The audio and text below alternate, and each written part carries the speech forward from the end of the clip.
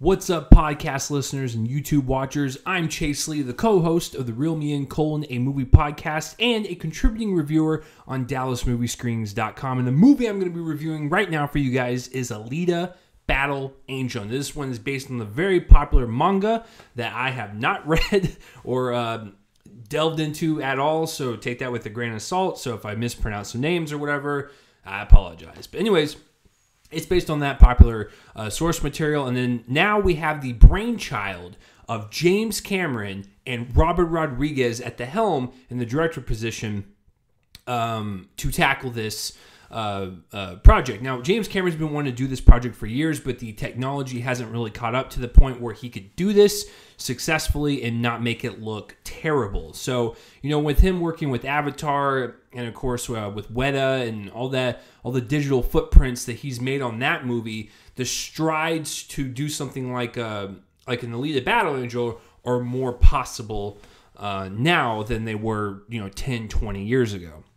So this one comes from 20th Century Fox, and as I said, it is directed by Robert Rodriguez, and this one tells the story of Alita, who was kind of damaged goods in this kind of dump area where Christoph Waltz discovers her and kind of programs her to be a normal breathing piece of AI once again. And so her memory is starting to get pieced back together in terms of like how her past was, how her personality was. So because she's kind of like a clean slate at this point, so she's kind of rejogging her memory as the movie goes on, and of course fighting an evil threat. That's basically what the movie is. I mean, it seems like it's a lot more complicated when you watch the movie, but it's pretty simple when it boils down to it. So going into this movie, I didn't really expect much, because as much as I like Robert Rodriguez, he is a bit of a hit and miss director. I do like films like A Sin City or like Spy Kids, or even when he does his live action fare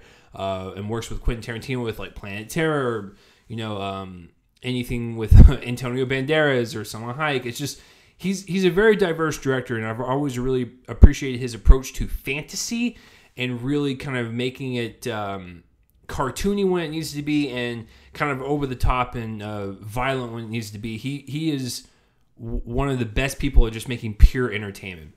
And of course, James Cameron, you guys know him from the Terminator first two, Avatar, True Lies, Titanic. I mean, the guy is a pioneer at what he does, whether people like it or not. He is very good at what he does. And believe it or not, one of my favorite James Cameron movies is True Lies, and that has nothing to do with science fiction elements or really heavy green screen work. So it's pretty great. So I saw the movie, and full disclosure, we were presented to it in Dolby Cinema in 3D, and I will be talking about those aspects in this review because I do think it makes a difference. But I don't think you have to go see it in that format, but I will tell you about my personal experience towards the end of the review. So, how was this movie? I liked it. There are problems with it story and character-wise, and basically it just falls on the screenplay.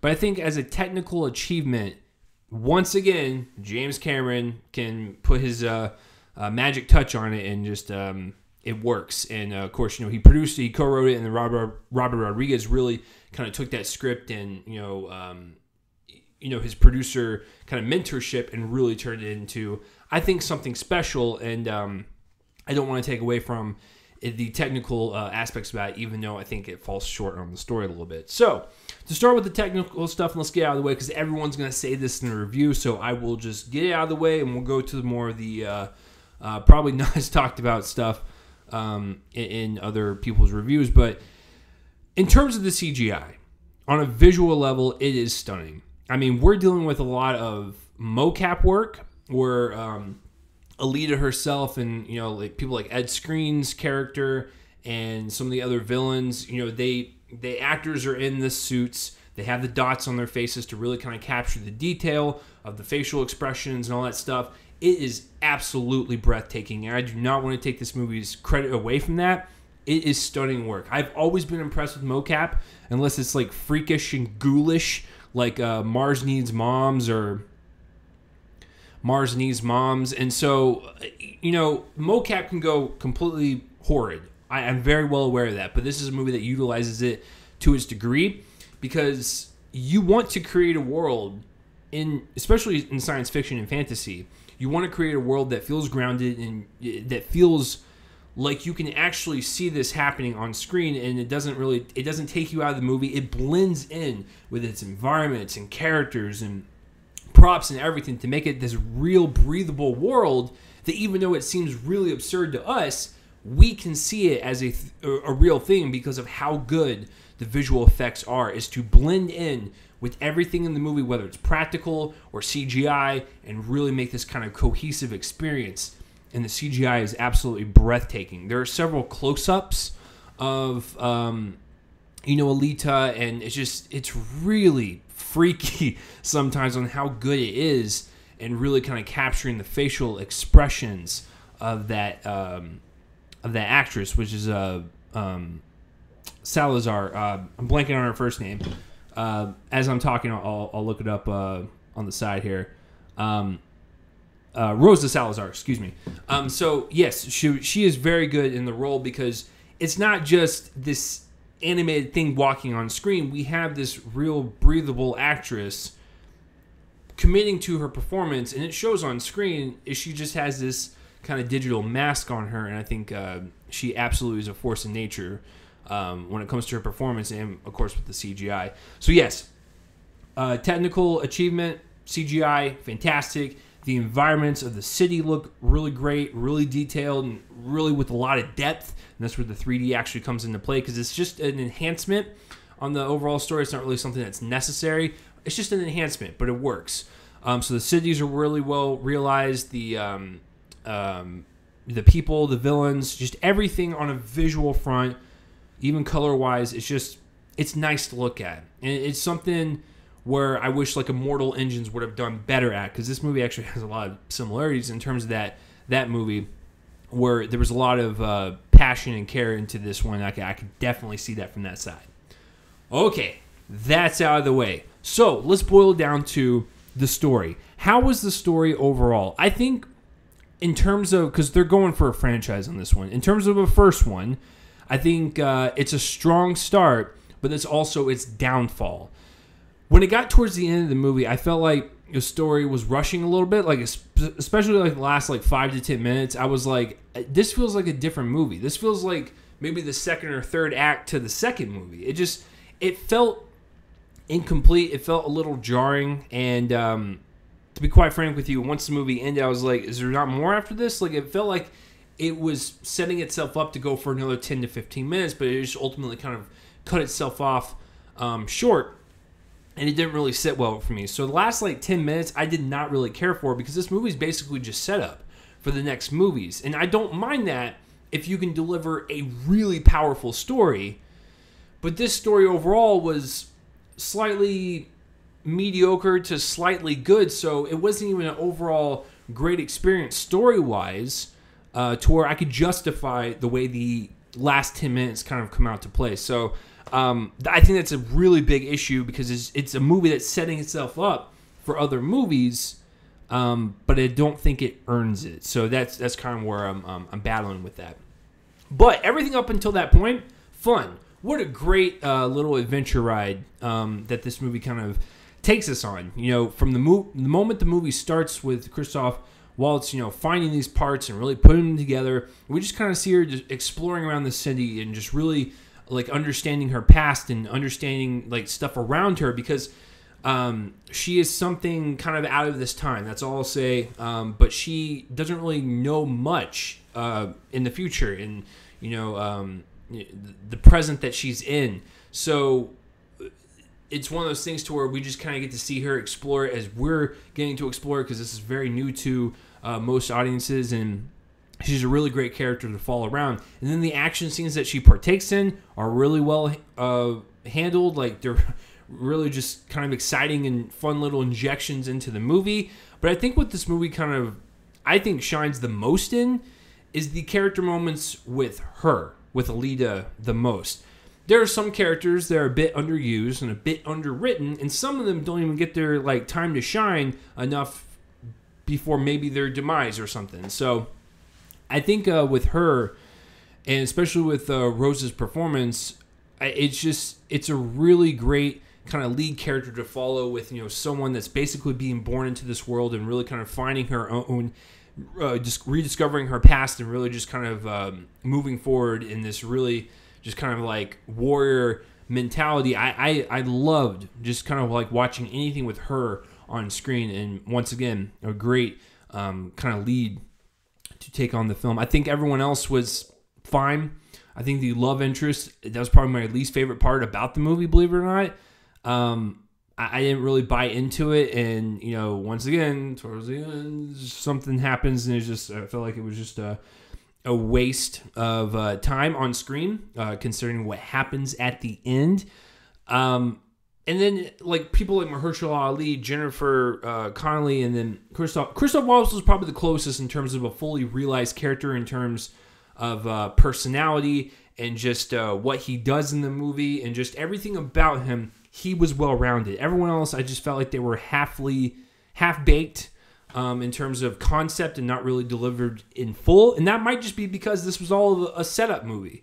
So once again, this just comes down to story and character issues more than anything. And I'm not going to lie, since James Cameron did co-write it, there are definitely some Titanic-esque moments, particularly in the romance. It didn't really bother me, but I just, I'm just like, oh, James probably wrote that line of dialogue. But, so I think story and character-wise, this is where it really falls apart. But performance-wise, everyone gives 110%.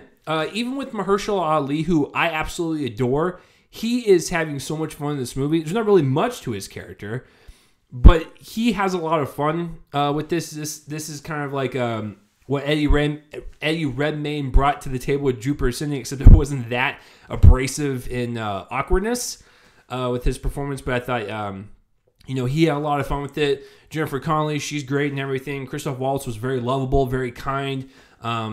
This nice father figure for Alita. I appreciated him.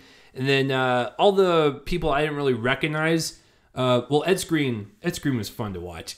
I could watch him dressed up like RoboCop any day of the week, 'cause that's what his character was kind of like. Such a great little fun character for him. But yeah, it's just everyone else was kind of either forgettable or just underwritten to a point where like I didn't really just care. Okay, so I got all that out of the way and the visuals out of the way. For a 2-hour long movie, I think for what the story is, and especially since it's mainly a setup movie, I think it's a pretty brisk movie. I don't think you would have any problems being bored, especially when you have this visual eye candy to kind of feast upon and really, have this really interesting main lead of a character that I think you will never get bored with. She's very lovable, and she's just really fun to watch. So, yeah. So, to get to my experience, I did see it in Dolby Cinema and in 3D. I don't think the 3D is necessary. If you want to see it in 3D, go for it. If you want to see it in 2D, also go for it. The 3D does enhance it a lot. Because the one thing I like about James Cameron the most is that he does not fool around with 3D. He does not fool around with visuals. And so, a lot of people won't shoot their movies in 3D to a point where it's post-converted and it just looks really off. And you can take off your glasses and nothing really is even affected. But with James Cameron, the guy shoots for 3D. And even when he post-converts, he takes that seriously too. Like, for instance, when he did Titanic and released it in 3D, obviously that was not shot with 3D cameras, but he post-converted it in a way to where I've heard from people, because I didn't see it, that it wasn't a bad conversion. So he knows what he's doing in terms of that. The 3D in this movie is spectacular. It adds so much depth to the movie that it just makes it for a more rich experience. Is it necessary? Probably not, but I enjoyed watching it in that format. And of course, the Dolby Cinema, the AMC that I saw this at, so great. I mean, every time when the bass hits, when they were playing the game in the movie, the murder ball thing, it was just really fun to kind of let the seat just even enhance your experience even more, and just like have the bass hit it as something really awesome was happening or something. So. Yeah, so I think overall, this is a great world-building movie. This is a great setup movie, and a pretty nice little story overall. I like the main character quite a bit, but I do feel like it was lacking in some areas with the story and the characters. But on a visual front, wonderful. So I'm having a hard time kind of going back and forth with my grade, but I think I'm going to ultimately land on, since it does have those story and character issues, I think I'm going to ultimately land on a B-. I don't think it should go anywhere below that, just because on a technical front, you can't say this is like an awful movie. Maybe some people might have some problems with some of the shots in the green screen. That's like some. It's like a very small percentage, to a point where like that doesn't bother me, because the overwhelming majority of this movie is wonderful to look at. So I think I'll go with the B- for Alita Battle Angel. What did you guys think of this movie? And have you read the manga? And let me know how that is down below. I would love to know how it is. I love to dabble in anime every now and then, so please let me know. But that will do it for this review, guys. I'm Chase Lee, and tune in next time for whatever I review next. I will see you guys later.